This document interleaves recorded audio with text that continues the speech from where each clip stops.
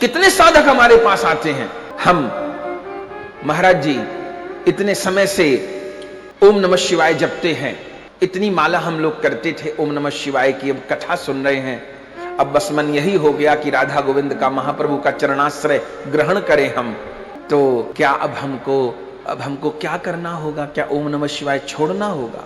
हम कहते हैं बिल्कुल नहीं छोड़ना। किसने कहा? जो ओम नमः शिवाय आपको राधा गोविंद के चरणों तक लाया है, मैं ये कहूं कि नमः शिवाय छोड़ दो क्योंकि अब आप गौड़ीय वैष्णव बनोगे, ये कहां की रसिकता है, कहां का सिद्धांत है ये? हमने आज तक किसी को नहीं कहा। फिर वो अच्छा, तो हम जो ओम नमः शिवाय करते थे, जपते थे, बिल्कुल जप सकते हैं। अच्छा, तो आप जो भजन बता रहे हैं उसके पहले करें कि उसके ना पहले करो, वो पहले करो। नमः शिवाय जपते थे कोई दुर्गा जी का, उसको पहले करो, खूब करो। पर हां, अब यदि यहां आ गए हो तो ये अब याद रखना पड़ेगा कि राधा गोविंद मेरे इष्ट देव है, ये याद रखना। तो भोले बाबा कौन है? भोले बाबा को गुरु मानो, भोले बाबा को माँ बाप मानो, भोले बाबा को गुरु मानो, भोले बाबा को माँ। आज तक किसी को नहीं कहा। हम देवी का मंत्र जपते थे, अब कथा सुने परिवर्तन हो गया, वैष्णव बनेंगे, अब राधा गोविंद निताई गौरांगा का भजन करना है, क्या करें? आज तक किसी को नहीं कहा कि तुम देवी मंत्र जपना छोड़ देना, अब तुम भोले बाबा का मंत्र छोड़ देना, अब तुम मंदिर से सबरे देवताओं को हटा दो। ये कहां की रसिकाई है, खबर नहीं, किसी को नहीं कहा। ये कहना अनुचित है। वो साधना जहां से, हां, अब अपने हृदय आसन पर यदि आप आकृष्ट हो गए हो राधा गोविंद की तरफ, अपने हृदय आसन पर अब राधा गोविंद को विराजमान करना है। दुर्गा की भक्ति करते थे, उनको मां मानो, प्रतिदिन प्रणाम करना भैया, प्रतिदिन उनका मंत्र करना, क्यों ना करना, प्रणाम करना, प्रतिदिन करना।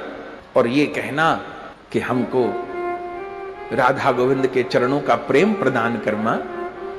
अपनी एक वैष्णव है, बड़े अच्छे, सिकंदराबाद में सब यात्राओं में भी रहते हैं, डॉक्टर है, दोनों जने डॉक्टर हैं। वो बहन गाइनोलॉजिस्ट हैं, उनके पति वो जो अल्ट्रासाउंड के डॉक्टर होते हैं वो है, उनका अच्छा क्लिनिक है, सब लोग जानते हैं। हर यात्रा में उस समय शायद इस कथा में भी आएंगे। देवी के भक्त वो बहन, और क्या कहें, वो देवी को काली सिद्ध थी, अधिक तो क्या कहें, काली दर्शन देती थी, इतना समझ लीजिए। ऐसे कई हैं, उनमें से एक है। हम लोग की वहां कथा हुई, कई बरस पहले हुई। नरसी जी का भाग था, उनके क्लिनिक तक आवाज आती थी, डॉक्टर थी, सोचिए, आवाज आती थी, सुनती थी। सुनते सुनते सुनते सुनते सुनते सुनते धीरे धीरे धीरे 1-2 बरस बीते, हमको तो खबर नहीं कौन सुन रहा है कौन नहीं सुन। देवी ने स्पष्ट आदेश दे दिया। वो राधा कृष्ण को जानती भी नहीं, मानती नहीं, बस दुर्गा के अलावा कुछ जानती नहीं, मानती नहीं, कुछ जानती नहीं, माँ माँ, बस माँ, हर समय माँ। आदेश दे दिया, ऐसे ऐसे वहां वृंदावन चली जाओ, ऐसे उस आश्रम में चली जाओ, ऐसे कर लो, वहां आश्रय ग्रहण कर लो, अब भजन कर। तो माँ, मैं तो तुझको इष्ट मानती हूं, अब इतने दिन मेरे भजन किया है ना मेरा, अब उसी का तो फल देती हूं तुझे, अब जा, अब तेरे हृदय में राधा गोविंद खेलेंगे। प्रशंसा नहीं कर रहे उनकी, वो लोग भी लाइव ही सुनते हैं, सुन रहे होंगे अभी भी, लेकिन बड़ी अच्छी स्थिति उस बहन की डॉक्टरी करते हो गई है। सोचिए गायनियोलॉजिस्ट का कैसा जीवन होता है, कैसा जीवन होता है।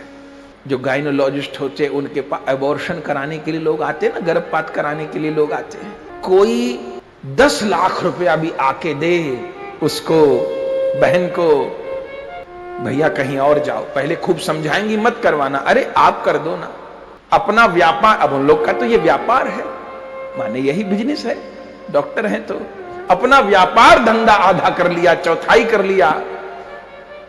अब गुरुजी ने कहा है कि आत्मा आ जाती है, हम महीने का बच्चा है, 2 महीने का बच्चा है, उसका कैसे गर्भपात कर दे, भैया कहीं और जाओ, ये काम हमसे नहीं। ये कहां से आ जाएगी सामर्थ्य? तो जो जिस मार्ग से है, सारे मार्ग, हां ये पक्की बात है, सारे मार्ग आके राधा गोविंद के चरण कमल में पूर्ण होंगे। कितने जन्म शिव की उपासना कर लीजिए, जिस दिन शिव राजी होंगे उस दिन नरसिंह मेहता की तरह हाथ पकड़ के ले आएंगे वृंदावन रास मंडल में। लाए कि नहीं लाए नरसिंह मेहता को? खूब देवी दुर्गा की उपासना कर लीजिए, जिस दिन देवी दुर्गा प्रसन्न हो गई, गोपिकाओं की तरह दे देगी श्याम सुंदर को। ये तो पक्की बात है। लेकिन हम ये थोड़ो कहेंगे कि अब देवी को प्रणाम ना करना। अरे कोई बात नहीं, हम महामंत्र एक माला करते रहो देवी की, हम तो किसी साधक को मना नहीं किया आज तक। ओम नमः शिवाय करते थे, करते रहना भैया, बिल्कुल मत छोड़ना, पहले वो करना फिर अपना भजन करना।